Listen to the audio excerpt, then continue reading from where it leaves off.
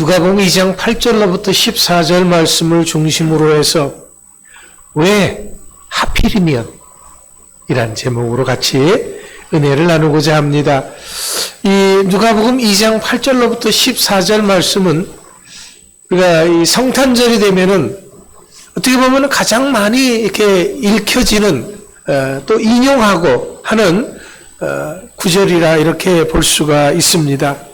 그런데 이 구절이 오남용이 가장 심한 그런 말씀이기도 합니다. 왜냐 그러면은 우리 이렇게 연말이 되면은 백화점이나 또 카드 같은 데 보면은 하늘의 영광, 땅의 평화 그런 구절 보셨어요? 안 보셨어요? 봤죠? 근데 성경에 그런 구절이 있어요? 없어요? 없어요. 하늘의 영광, 땅의 평화 그런 구절 없습니다. 분명히 지극히 높은 곳에서는 하나님께 영광이고 또 땅에서는 하나님이 기뻐하신 사람들 중에 평화다 그랬거든요. 하늘의 영광, 땅의 평화 그런 말이 없어요. 그런데 그거를 마치 성경 구절인 양 사람들이 인용한다라는 거죠. 잘못된 거죠. 또 우리는 여기서 한 가지 의문을 갖는 것이 있습니다.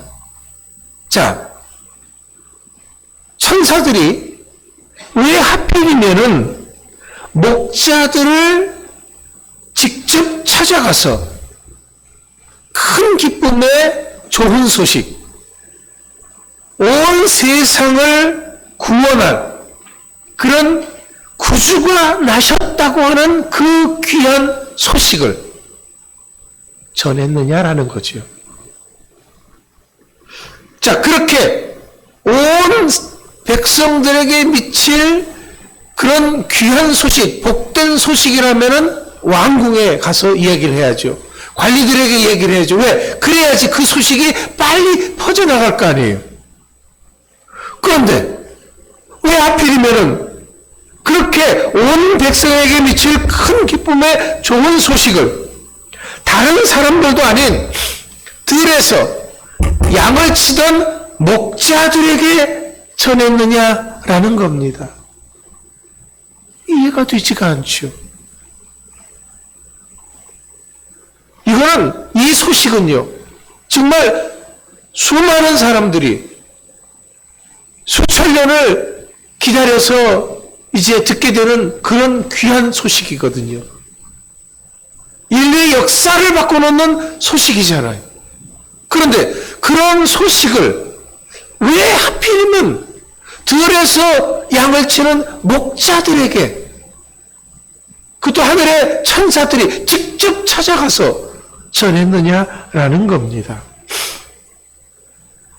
분명히 천사들은 이런 귀한 소식을 전하면서 본문 14절의 말씀에 보면은 이들을 가리켜서 하나님이 기뻐하신 사람들이라고까지 칭찬합니다. 목자들이 뭘 했기에 그런 좋은 소식을 가장 먼저 천사들을 통해서 직접 듣고 하나님이 기뻐하시는 사람들이라고 하는 그런 칭찬까지 받았느냐라는 거지요. 분명 하나님은 아무런 이유 없이, 까닭 없이, 뜬금없이 이들을 찾아와서 이런 소식을 전하지는 않았을 것입니다. 그렇다면 하나님께서는 왜 그 수많은 사람들 중에서 하필이면은 목자들을 찾아가서 이런 소식을 전했느냐라는 거지요. 밤에 잠을 안 자고 양을 돌보는 사람들이 목자들 뿐이었는가요? 일하는 사람들이 목자들 뿐이었는가요? 가난하고 어렵고 힘든 사람들이 이들 뿐이었는가요? 아니죠. 그런데 왜 이 목자들이었느냐라는 거예요. 자, 이 목자들이 어떤 사람들인가 하는 것을 조금 더 알기 위해서 본문 속으로 들어가 봅니다. 근데 그런데 본문 속에서는요, 여기 이 목자들이 어떤 사람이라는 거 전혀 나와 있지가 않습니다. 하지만 8절 말씀에 보니까 단순하게 그 지역에 밤에 목자들이 양을 돌보고 있었다라는 말이 있어요. 그 지역. 목자들이 양을 돌보던 그 지역이 어디냐라는 거예요. 분명히 베들레헴, 즉 예수님이 태어나신 베들레헴에서 그렇게 멀지 않은 곳일 것입니다. 그러니까 목자들에게 얼른 가서 보라고 얘기를 한 것을 우리가 볼 수가 있으니까요. 그래서 성경학자들이 도대체 그 지역이 가리키는 곳이 어딘가 하는 것을 찾아봤어요. 성경학자들에 의하면 이곳은 예루살렘과 베들레헴 사이의 언덕에 있는 라못 라헬이라고 하는 곳을 가리킨다라는 겁니다. 그런데 이곳의 원래 명칭, 그 옛날 명칭은 구약 성경에 등장하는 베탁게렘이라고 하는 포도원의 집이라고 하는 그런 지명입니다. 그 베탁게렘이 예루살렘의 그 베들레헴에서부터 약 5km 지점이다라는 거지요. 자, 그런데 이 베탁게렘이 바로 그 지역, 라못 라헬을 가리킨다라고 말하고 있습니다. 그러면 성경에 이 베탁게렘은 어디와 어떻게 관련이 있느냐라는 거죠. 느헤미야 3장 14절과 연관이 있습니다. 거기에는 이렇게 기록되어 있어요.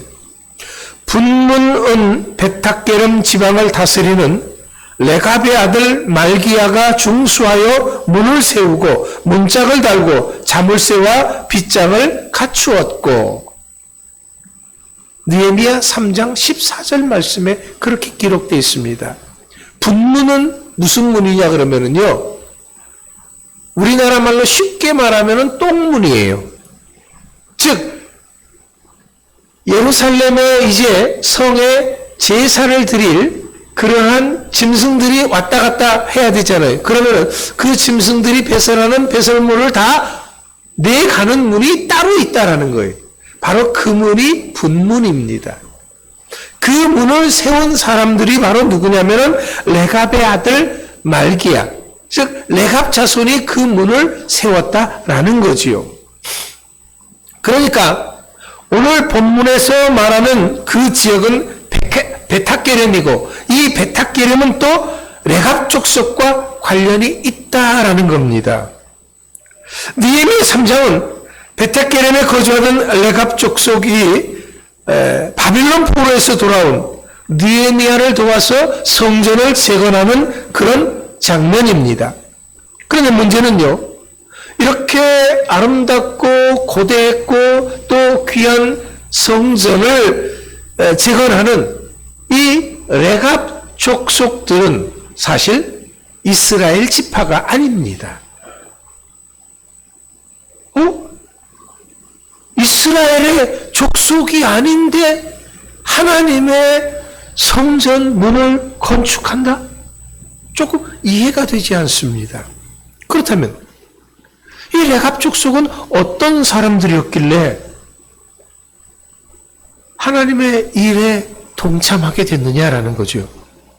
이들은 원래 이 팔레스타인 지역에서 목축업과 더불어서 유목 생활을 하던 하찮은 이방 소수 민족이었습니다. 그럼에도 불구하고 이런 레갑 족속이 이스라엘과 인연을 맺은 것은 모세의 장인 이드로가 속한 이 겐 족속이 이 레갑 족속이기 때문에 그렇다라는 거지요. 겐 족속의 일원이 레갑 족속입니다. 자, 지금도 우리는 이 이스라엘 지역에 가면은 목축을 하는 떠돌이 사람들이 있는 것을 봅니다. 베두인족이라고 하는 사람들이죠. 이 베두인족은 천막을 치고 살고 있거든요. 그래서 이스라엘 정부에서 이 사람들을 천막을, 자기들은 다 좋은 집에 살고 이 사람들만 천막에서 사니까 이 사람들을 좀 위해서 아파트를 지어줬어요. 자, 아파트를 짓고 당신들 여기서 사세요. 이거 돈 받지 않고 당신들 그냥 살도록 해드리는 겁니다. 그러니까 그냥 편안하게 들어가서 사세요 하고 아파트를 지어줬어요. 그랬더니 이 베두인족이 고맙습니다 하고 아파트에 들어가서 며칠 살아보더니 안 되겠어요. 그래서 다시 장막 속에서 살고 그 아파트는 이제 우리간으로 양 우리간으로 사용했다라고 말을 합니다. 자, 이들은 이게 이방의 사람들이었지만은 그럼 이스라엘 자손으로 들어와서 살면서 어떤 일을 했느냐? 아주 중요한 일을 한 가지 하게 됩니다. 그 일이 뭐냐? 열왕기하 10장 23절로부터 29절에 보면은 요나답의 이 레갑 족속의 족속이었던 요나답이라고 하는 사람이 나옵니다. 자, 이 요나답은 이스라엘 예후왕과 더불어 종교 개혁을 단행을 합니다. 예후왕은 바알을 섬기는 그런 모든 선지자, 제사장, 또 섬기는 사람들을 다 하나도 빠짐없이 바알 신당으로 모여라 이렇게 명령을 합니다. 그러니까 그 사람들이 다 이제 모이게 되는 거예요. 무슨 상이라도 주려는가 보다, 무슨 좋은 일이 있는가 보다 하고 다 모이게 됩니다. 그런데 그 사람들이 다 이 바알 신당에 모아놓고 문을 잠그고 다 처단을 해버립니다. 그리고 바알 신당에 있는 우상들을 다 부셔버립니다. 그리고 이 바알 신당을 화장실로 만들어버려요. 엄청난 일을 했죠. 그런데 이런 예후왕이 나중에 변절자가 돼요. 이 사람 역시 우상을 섬기게 돼버리는 거예요. 이 사람이 섬기는 우상은 뭐였냐 그러면 이스라엘 백성들이 출애굽해서 시내산 밑에서 만들어 섬겼던 우상. 뭐죠? 무슨 우상이? 금송아지. 금송아지 우상을 섬기는 거예요. 뿐만 아니라 이 우상의 포도주 술잔을 나누는 것처럼 우상과 하나님을 예배하고 섬기는 혼합 종교를 만들어버렸고 이 여왕이 죽을 때까지 거기에서 떠나지를 않았습니다. 이런 것을 다 본 요나답은 마음에 이 의분이 일어나요. 어떻게 하나님을 섬기는 왕이 그럴 수가 있을까 하고서는 마음속에 들끓는 의분이 생깁니다.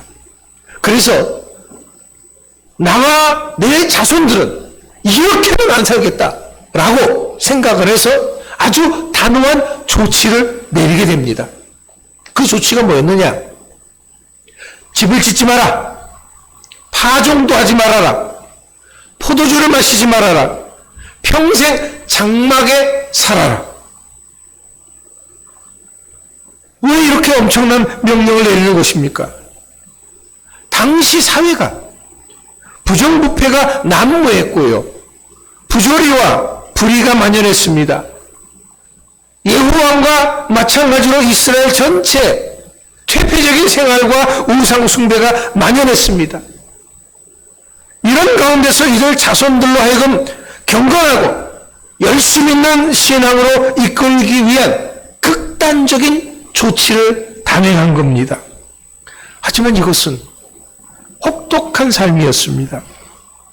편안하고 안정적인 삶을 포기한 것이었기 때문에 그렇습니다. 신앙생활 한다고 하나님을 믿는다고 왜 우리는 편안하면 안 되고 왜 우리는 잘 먹고 잘 살면 안 되냐라는 거지요.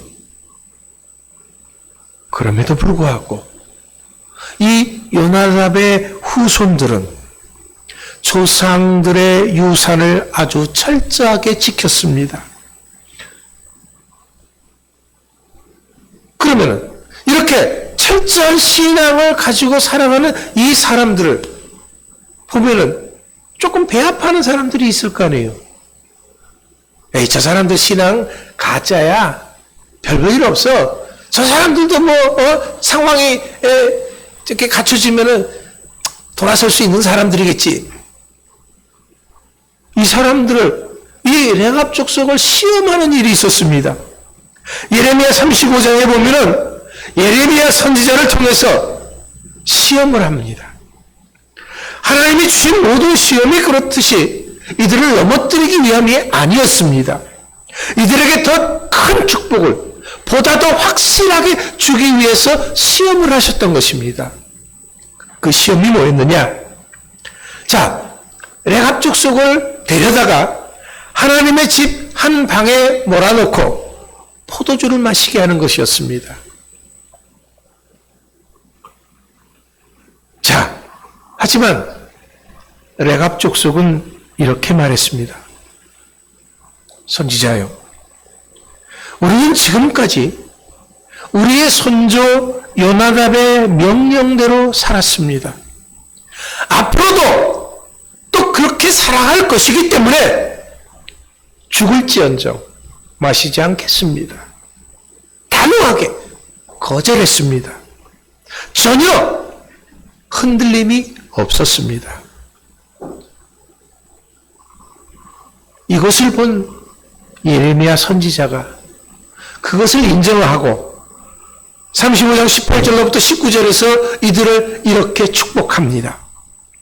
예레미야가 레갑 사람의 가문에게 이르되 만군의 여호와 이스라엘의 하나님께서 이와 같이 말씀하시기를 너희가 너희 손조 요나답의 명령을 순종하여 그 모든 규율을 지키며 그가 너에게 명령한 것을 행하였도다.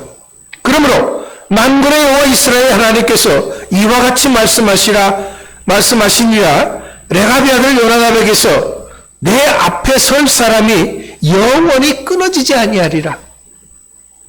하나님 앞에서 축복된 삶을 살아갈 사람들은 그 사람들은 너희 자손들은 결코 끊어짐이 없이 계속해서 이어질 것이다 라는 거지요. 그 어떤 사람도 하나님이 축복하신 이 레갑 족속을 멸할 수가 없다라는 거지요. 과연 그럴까요? 자, 놀라운 일들이 이 레갑 자손들에게는 일어납니다. 어떤 일이냐? 자, 첫 번째는요, 이 레갑 자손이 북왕국 이스라엘에 살고 있을 때였습니다. 그때 아수르 군대가 쳐들어왔어요. 하지만 아수르 군대가 이 레갑 자손을 제외하고 모든 사람들을 포로로 해서 바벨론으로 끌고 갔습니다. 어떻게 그럴 수 있습니까? 다 끌고 왔는데 왜 레갑 자손만 예배가 됩니까? 그것은요, 하나님께서 이 아수르 군대가 오기 전에 레갑 자손을 빼돌렸기 때문에 그렇다라는 거예요. 어떻게 빼돌렸느냐? 아수르가 침공할 당시 이 북왕국 이스라엘은 흉년이 들었습니다. 흉년이 드니까 유목 생활을 하던 이 레갑 자손들로 하여금 어디로 가겠느냐? 남왕국 유다로 내려가게 만들었던 것입니다.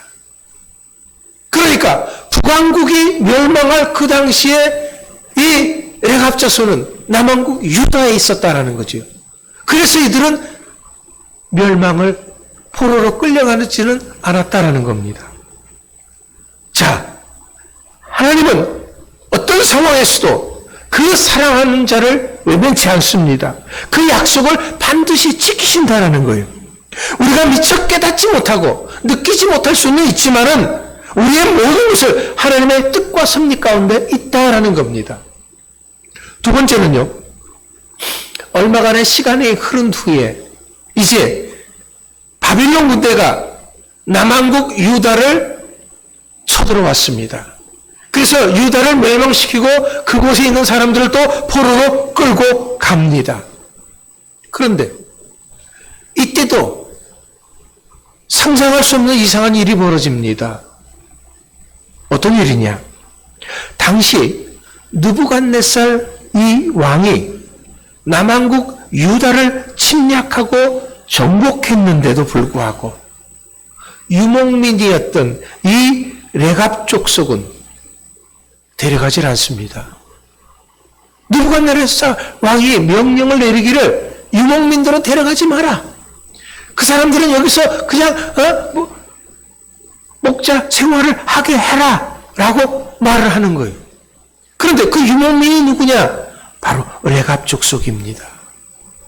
그래서 이들은 북왕국 이스라엘에 있을 때도 끌려가지 않았고 남왕국 이스라엘이 망할 때도 끌려가지 않았던 것입니다. 어떻게 해서 그런 일이 벌어질 수 있습니까? 이것을 19절에서 말한 것처럼 레갑 자손에 대한 내 앞에 설 사람이 영원히 끊어지지 아니하리라고 하는 하나님의 약속이 있었기 때문에 그렇습니다. 하나님은 하나님 앞에서의 신실한 마음과 헌신적 신앙을 결단코 잊지 않습니다. 반드시 갚아주십니다. 그러니까 레갑 자손들은 예수님이 오시기까지 그때까지도 선조 요나답의 명령대로 바깥에서 천막 생활을 하면서 양을 돌보는 목자 생활을 하고 있었다라는 겁니다. 그러면서 이들은 오실 메시아를 기다리고 살았습니다. 오직 하나님의 말씀의 약속을 붙잡고 온갖 편안함과 안락함을 뒤로하고 장막 생활을 하면서 살고 있었다라는 거죠. 목자로 양떼를 돌보면서 살고 있었던 것입니다. 사랑하는 성도들, 이것이 바로 왜 하필이면 이라고 하는 그 의문에 대한 대답인 것입니다. 이것은 바로 다시 오실 예수님을 기다리는 오늘의 우리들에게도 바라시는 삶이기도 합니다. 목자들에게 이런 삶이 있었기 까닭에 예수님의 탄생의 기쁜 소식을 제일 먼저 들을 수가 있었던 것입니다. 아무나 이런 기쁜 소식을 들을 수 있는 것은 아닙니다. 아무나 하나님의 축복을 받는 것이 아닙니다. 아무나 하나님이 주시는 평화를 맛볼 수 있는 것은 아닙니다. 이제 그렇다면 오늘을 사는 우리들에게도 어떻게 사느냐 하는 것은 참 중요합니다. 먼저 한 가지 기억할 것이 있습니다. 그것은 우리가 어떻게 행동하느냐 하는 것은요, 결코 우리만의 문제가 아니다라는 거예요. 왜냐하면 이것은 우리와 우리의 자녀들과 우리의 자손들에게까지도 엄청난 영향을 미치는 것이기 때문에 그렇다라는 겁니다. 하나님께서는 하나님 앞에 바로 서서 믿음대로 살아가는 그 자손, 손대까지도 축복해 주시겠다고 약속하고 계십니다. 요나답과 레갑 족속들이 말씀에 순종해서 살았기 때문에 편안함과 안락함을 뒤로하고 어떤 고통이 따른다고 할지라도 말씀에 순종해서 살았기 때문에 먼저 택함받은 이스라엘 자손들도 맛보지 못한 그 축복을 제일 먼저 맛보는 자들이 된 것입니다. 하지만 불순종은 교만입니다. 불순종은 거짓 믿음이고 불순종은 축복을 허락받지 못하는 것입니다. 그렇기 때문에 이제 우리도 레갑 족속처럼 말씀에 순종합시다. 아무리 어렵고 힘들어도 말씀에 살라고 하는 대로의 삶을 살아가 봅시다. 절제와 인내로서 믿음의 삶을 살아갑시다. 그러면은 어떤 시련이 닥친다고 할지라도 하나님은 결코 우리들을 외면하지 않을 것이고 우리들을 보존하실 것이고 우리들에게 피할 길을 주실 줄 믿습니다. 가장 먼저 주님 오심의 기쁜 소식을 듣게 될 것입니다. 오늘을 사는 우리들이 바로 하나님이 주시는 평화를 맛볼 수 있는 하나님이 기뻐하는 사람들이 될 줄 믿습니다. 이런 은혜와 축복이 우리 주사랑교회 모든 성도들에게 함께 할 수 있게 되기를 주의 이름으로 축원합니다. 기도합니다. 하나님 감사합니다.